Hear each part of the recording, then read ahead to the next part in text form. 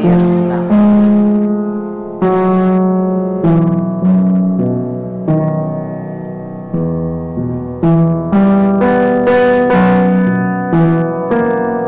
Tirahan ko sa Smoky Mountain. Ngayon, ginabulis kami doon. Dito kami nagpagdaan. Hindi na ako lumipat. Dito na lang ako. Tirahan talaga.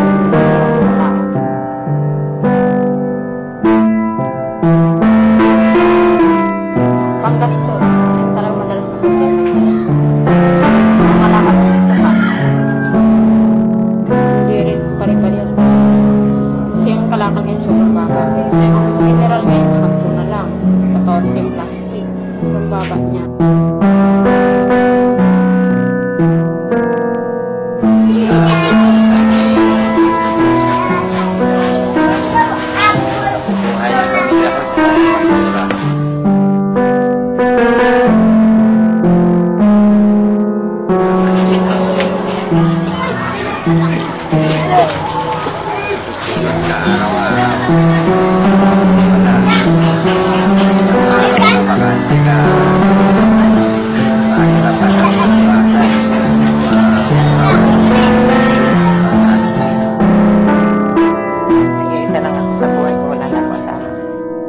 Ang paninirahan ko dito, maganda naman. Kaya lang, konting pera lang ang naano ko.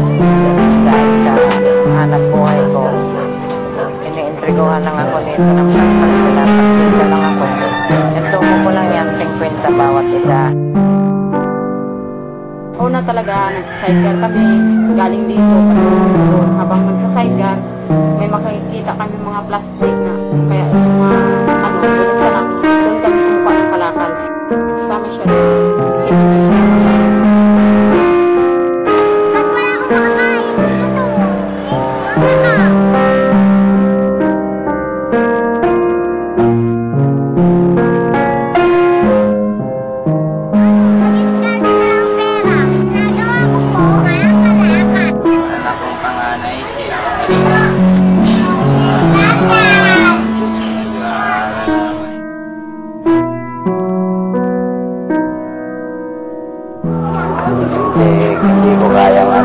hindi ko kayang gumawa ng hindi maganda.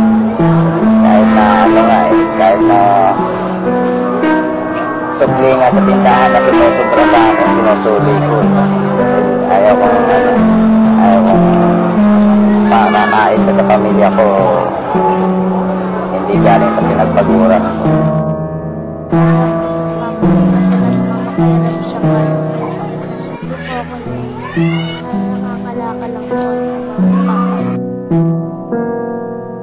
Ko sa umaga, nagbubukas ako ng tindahan ko. Tapos, lalagay ko ng damit ako, nagbubukas ako. Tapos, nag-iinit ako tubig para uminom akong kape. Pagdating ng pagpag ko, nangyaripag ko. Isang sako, 200. Ngayon, nakaka 250. May 50 na ako. Nakakaraos din naman ako. Nakakabila ako ng kalahating bigas. Isa lang naman ako. Ang pagkain ko rin, pag umaga, nagtitimpla ko tapos pag tanghali, nagkakain ako. Bibili na lang ako ng gulay sa lahat sa po.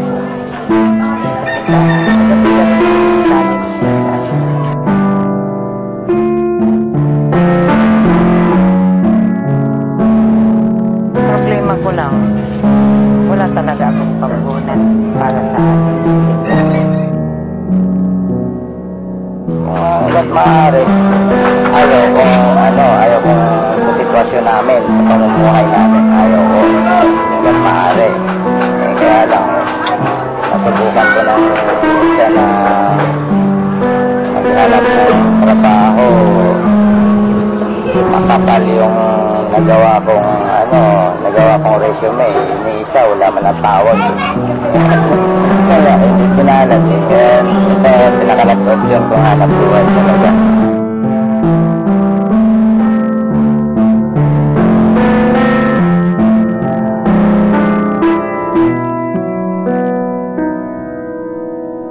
alis kami dito. Kasi mga bata, may tutuusin. Kasi minsan, pag hindi kami nangangalakan. Yung anak ko babae, nasa labas. Nasa sabi. Disgrasya. Marami na mamatay. Minsan pinapagawa, minsan pinababalik. Depende lang naman yan kung ano, sa parteng kalusugan naman, depende lang naman yan sa pag-aalaga mo sa pamilya mo eh. Eh kung malinis ka sa ano, maingat ka, maiiwas mo yung mga bata sa mga sakit-sakit. Kung pabaya ka, talagang kakapitan ka na sakit dito.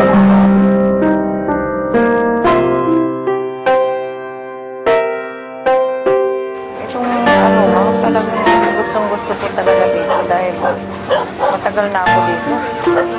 Kilala na ako. Dito ako nagme-negosyo, nag-onting gusto. Dito sa Alama.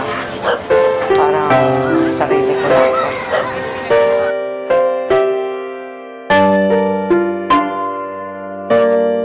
Sa taas lang. Panalangin lang, araw-araw, eh, siguro kung ano, kung nasusundan niyo ako bago ako umaalis ng bahay, nagdadasal muna ako eh, bago ako aalis. Tapos, pagpa-uwi, Nakuha ako mama. Nakuha sa mga tao.